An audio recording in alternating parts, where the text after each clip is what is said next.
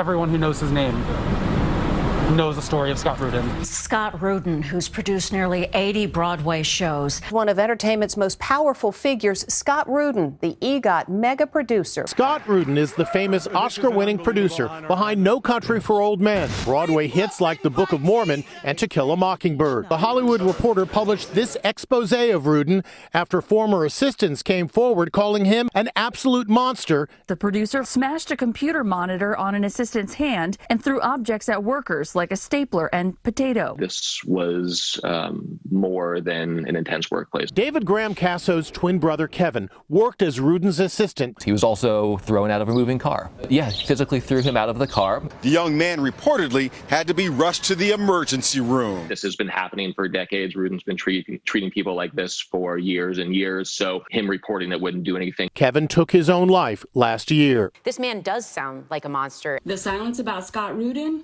Unacceptable. That's the easy one, y'all. That's a monster. Shouldn't you be more afraid of not saying something and more people getting hurt?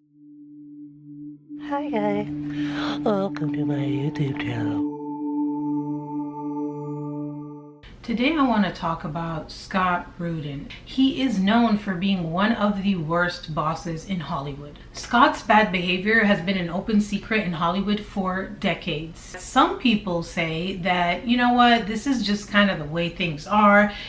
You kind of have to pay your dues, while other people strongly disagree. They think that this is something that needs to be stopped and that it's actually something that rises to the level of criminal behavior. As usual here on my channel, I'm going to give you guys the facts, we'll talk about the theories, and then you can decide for yourself. The whole thing started on April 7th of this year when the Hollywood Reporter published a scathing expose on Scott Rudin, basically calling him a quote absolute monster, detailing some of the things that he's done. After that article came out, there were other articles of people speaking out. You know, it takes like one person and then the floodgates open and then everyone starts speaking out. Let's talk about some of the things that were revealed in these articles about why people call Scott Rudin a monster. The mildest thing, shall we say, is the schedule. There's a girl who worked for him and she passed out in the conference room in front of him, I think from pure exhaustion. He stepped over her, turned to an assistant and said, "I'm gonna go out and I want her gone by the time I get back here." In a fit of fury, Rudin allegedly smashed an Apple computer monitor on an assistant's hand. The screen shattered, leaving the young man bleeding and in need of immediate medical attention. The wounded assistant headed to the emergency room and Rudin called his lawyer. Everyone else huddled in the conference room, shaken. Several employees report losing their hair, getting ulcers. One employee got stress-induced pancreatitis. Another one got a bad kidney infection because Scott Rudin had this rule where you could not get up to eat or use the bathroom in his presence. So one employee says, "I had a bad kidney infection because I could not pee. It's the worst feeling in the world. I talked to my aunt, who's a nurse practitioner, and I have stress-induced bladder spasms. Now I get to go to a physical therapist to learn how to control it." And then there was the time that he pushed an employee out of a moving car. This employee would later take his own life. And his twin brother, who's been very outspoken about Scott Rudin and his brother's time at Scott Rudin's productions. David says his twin was mentally broken by Rudin and that he never recovered. His friends also noticed he was suffering from health problems. He lost weight and hair and threw up regularly. He also developed kidney stones. Then he was also taking medication for PTSD. So this is a friend talking about what happened to this guy. They'd be in communication about work, going from one location to the other. And then a little thing would piss Scott off and he'd be like, "Get out." But that time was memorable because Kevin said the car was still moving when he was thrown out. Kevin was humiliated and hurt. It was devastating. There was always the threat that he would physically harm you. That feeling is what makes him different. Well, this was like a recurring thing he would do, not always out of a moving car, but he would constantly kick people out of his car, like in the middle of nowhere, wherever he was, and they would have to figure it out. One of these people was the producer for a movie called Manchester by the Sea, which is a pretty popular movie. And he said This producer is called Kevin Walsh. He said that in 2014, Rudin demanded for him to get out of his car and abandon him on the highway, and that he had to figure out how to get home from the highway. Another thing that Scott Rudin was famous for was throwing things, and not always at the wall, although he did, but actually like at people. And then there became these rules where like the rookies didn't know that they had to stay a certain length because that's how far he could throw things. And so you were a rookie, you would get too close, he would throw something, it would like hit your head. And then all these employees were like expert duckers and dodgers because he was throwing potatoes, staplers, all kinds of stuff. Another assistant recalled what happened when his colleague forgot to deliver a message to Rudin from the head of studio. He picks up one of those big iMac computers, the see-through ones, and starts chucking them one by one across the room at the assistants. Not at the wall, at the assistants. We were all dodging them, at which point he fires everybody. Then there's the infamous baked potato incident. It says, I went into the kitchen and I was like, hey Scott, A24 is on the way up. I'm not sure what it's concerning. And he flipped out. Like, nobody told me A24 was on my schedule. He threw it at me and I dodged a big potato. He was like, well, find out and get me a new potato. Sorry, it's not funny. It's not funny. This guy who got the baked potato thrown at him, he actually quit school. He was a full-time student. He quit for this job so that he could take it seriously and dedicate himself and give these insane hours that Scott Rudin would demand. And so after he quit his schooling to work full-time for him to get a baked potato thrown at him, Scott Rudin fired him not long after that. There was this weird practice that Scott Rudin would do called soft firings, because he's constantly flying off the handle, constantly getting rid of people. Once he calms down, he realizes, wait, I need this person to do this thing for me. So what would happen is when he fired you, you wouldn't assume that you were truly fired. You would go to the Starbucks that was in the lobby of the building and you would wait until Scott calmed down, and you would have to like grovel for your job back after he degraded you and humiliated you.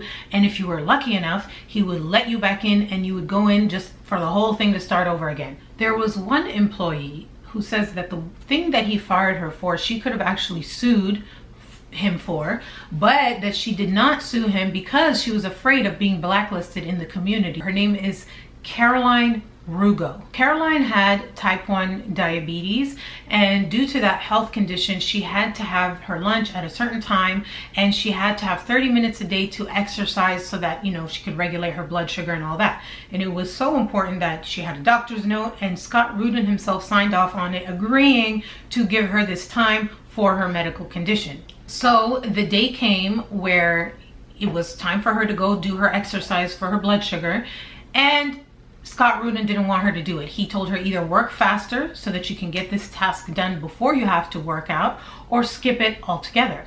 And she refused because it could kill her. And so he fired her. She said, quote, I got fired for having type 1 diabetes, which is a federally protected disability. I 100% could have sued him, but I didn't because of the fear of being blacklisted.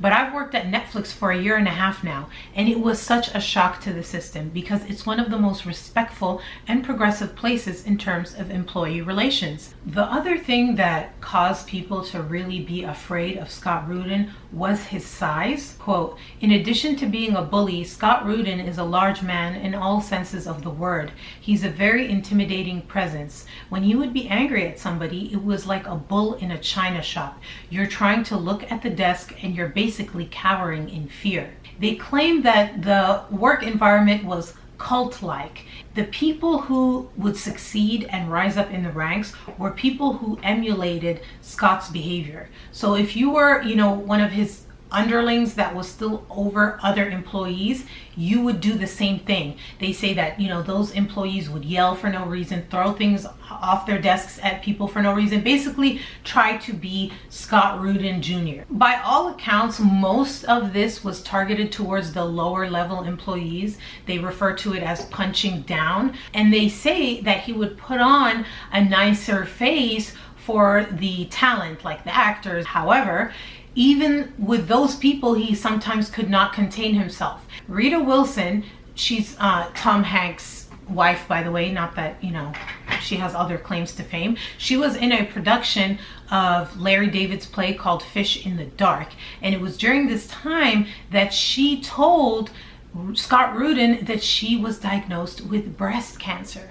And he actually got upset about it. He complained that she would have to take time off. He asked to see her medical records. Then he tried to like not have to pay for her treatment and fire her for having breast cancer. Let's talk about this open secret and how he was able to do this with impunity for decades. It was mentioned frequently in many articles throughout the years what Scott Rudin did to his employees, and it wasn't just mentioned, it was like somehow glamorized or glorified. In 2005, the Wall Street Journal published an article titled Bosszilla, where they talk about how awful Scott was. They even interviewed him for that article, and he was kind of bragging about how he ran through like 119 assistants in a short period of time. The Hollywood Reporter, the same publication that published this expose in April, in 2010 they had another article on him titled The Most Feared Man in Town, where they talk about his cruel behavior in one paragraph, and then in the next paragraph they say that he is dazzlingly charming. Then in 2011, The Atlantic published an article called The 4 Types of Scott Rudin Temper Tantrums. In 2014, Page 6 ran an article about Rudin titled The Man Known as Hollywood's Biggest A-Hole.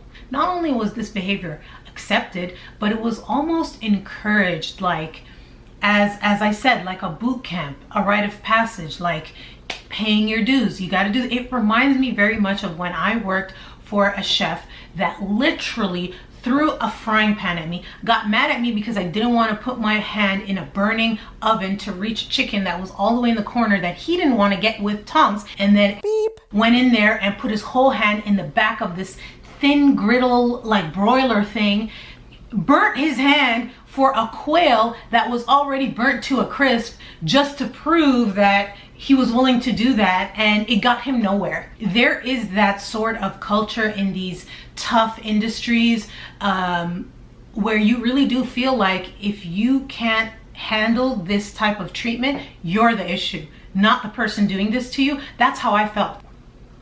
It's not just Hollywood. This is like a common thing with certain types of industries, I think, where the person is like seen as a creative genius, like the chef or the producer or whatever. It's like, well, we'll have to deal with this because only this person can provide us this thing that makes a lot of money, whether it be the meals or the movies or what have you.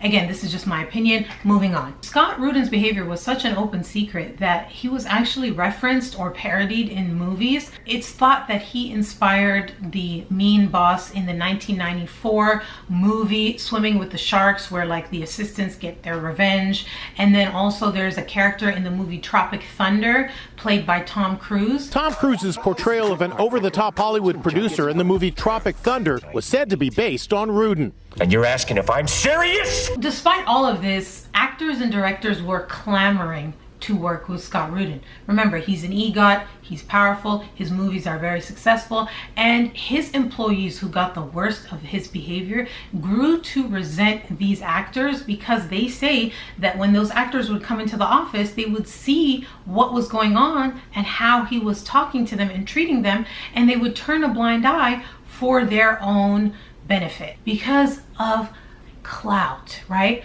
Clout is the new currency. Trust me, I'm telling you, the day is gonna come where we don't pay for things with cash or charge, but they're gonna be like, would you cash or charge? I'd be like, no, I'm paying for this with clout. So here are some of the things the employees said about what actors and actresses knew about what was going on. I feel resentful of people in Hollywood. Greta Gerwig has done many movies with him, but she's also a champion of people.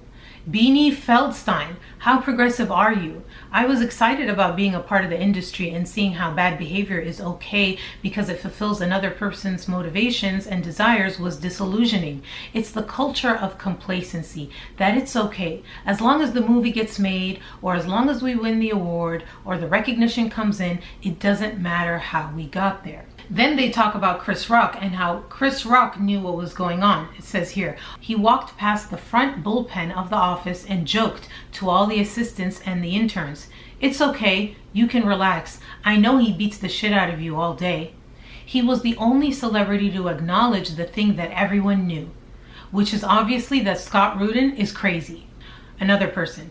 One of the hardest things as an assistant was you'd see these people waiting to meet with him and they might overhear some of that abuse. There's no way they didn't know. It's open to the rest of the office and they keep coming back. Another reason that people would not speak out, particularly the employees, was that Scott Rudin was a, quote, prolific user of NDAs, non-disclosure agreements. Actors Equity Association, which represents more than 51,000 actors and stage managers, wants Rudin to release staff from any non-disclosure agreements. And before he was a prolific user of those, there was this one incident that kind of started that, where an employee refused to sign an NDA. And this employee says, "I tried very hard to never become Scott. I started as an assistant in 1994 at 22. I got promoted to story editor. I was the director of development at age 24, and he offered me the VP job. I had to make a choice. Do I want to keep going down this path and become Scott? Or do I want to get the hell out of here? I quit, and I gave 5 weeks notice. On my last day, I spent hours locked in his office. He was trying to turn the thumb screws to get me to sign an NDA. And I said, man, I've already made my choice not to be in this world with you. I'm not signing an NDA. I was literally the last employee to leave that office without signing one. He started with the whole, you're an ant, you're a nothing, you're a glob of spit. I will crush you. You'll never work in this town again." Even if you've signed an NDA, if something illegal happened, that NDA is void. Again, don't quote me on this, but this is my understanding. So we'll see what happens with that, if more people come out or what. So now let's talk about what actually happened when this article went public. On April 7th, the day the article came out, another producer came out and she worked with him on True Grit, the movie. She said, "This piece barely scratches the surface of Scott Rudin's abusive, racist, and sexist behavior. Similarly to Harvey, too many are afraid to speak out. I support and applaud those who did. There's good reason to be afraid because he's vindictive and has no qualms about lying." So another thing about Scott that people said was that he was extremely vindictive and would go out of his way to get back at someone for a perceived slight or betrayal or whatever. So there was one employee of Scott's who went on the record. His name is Andrew Cole's, quote, "We were all shocked because we didn't know that that sort of thing could happen in that office. We knew a lot could happen. There were the guys that were sleeping in the office, the guys whose hair was falling out and were developing ulcers. It was a very intense environment, but that just felt different. It was a new level of unhinged, a level of lack of control that I had never seen before in a workplace. Part of the change we want to see in the industry means starting to talk about these things openly, to name names, to talk about the things that actually happened. And you don't get a free pass for abusing people," he says. "I'm not afraid of Scott Rudin." Well, maybe he should be. Cole agreed to go on the record for the Hollywood Reporter's Rudin report on April 5th, which he says was set to be published 2 days later on April 7th. But by April 6th, Cole says, news of the article leaked and word of the story started getting around town. On April 6th, someone called the mental health crisis line of the LAPD and they phoned in a false murder-suicide. I'm afraid of saying these words because YouTube is like very, very sensory. A SWAT team was sent to my home and my office. My housemate was taken out of the house at shotgun point. There was a helicopter circling overhead. There were barricades in front of my street. I do not know if this was connected to my participation in this article. What I can tell you is I do not regret what I did, and if speaking the truth makes me unable to work in this industry, it's not an industry that I want to work in.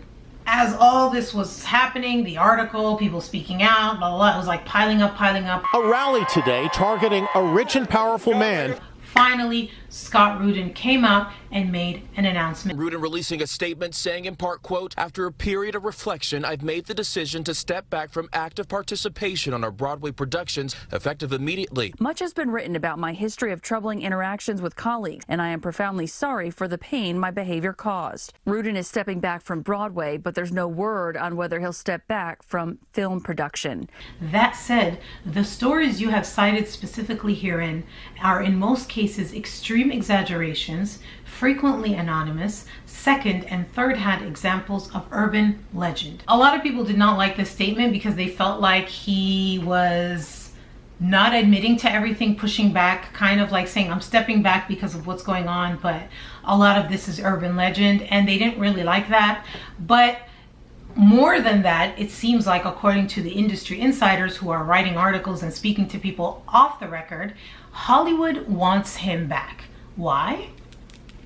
Money. And here is where the theory comes into play. And that is that, well, these people knew what they were signing up for. This was not a hidden secret. It was an open secret, and actually a simple Google search of Scott Rudin Productions would tell you everything you need to know about what to expect and what would happen. One of the first things that will pop up is Indeed.com. If you're not familiar, Indeed, it's like a place where you go to find a job. One says, please run far, far away.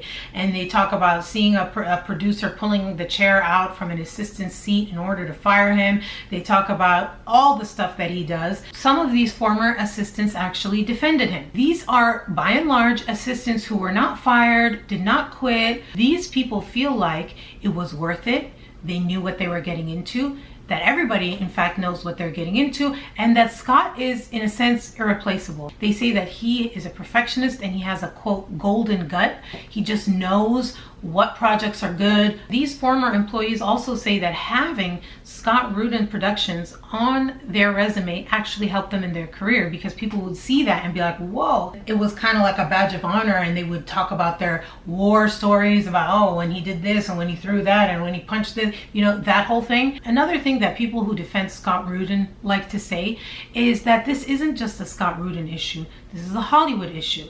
And he's not the only one. Obviously, we've heard of Harvey, and it's not just him though. Scott Rudin joins a long list of these mean bosses in Hollywood, namely the main guy who's credited with starting Hollywood. His name is Louis B. Mayer, or is it Louis? Whatever. And they say that, quote, he's equally famous for helping to launch the film industry and for using fear, threats, blackmail, and sexual harassment to do it. Sorry I said it like that. Scott Rudin's boss in the industry was supposedly way worse than him, that he was mean and he would make him do like demeaning chores and throw things at him and yell at him. And people say that he kind of is just perpetuating the status quo in the industry. And you know, he is particularly vile, but he's not the only one. It's a Hollywood thing. And I believe personally, it's not just a Hollywood thing, it's just like a world thing. There are some bosses that are like that, and there are some people who believe it's part of paying your dues, and once they get to that same position the mean boss was at, they're like, well, now it's my turn, I get to be the mean boss. Which sucks, because you don't have a productive workforce when your workers hate you. The Devil Wears Prada.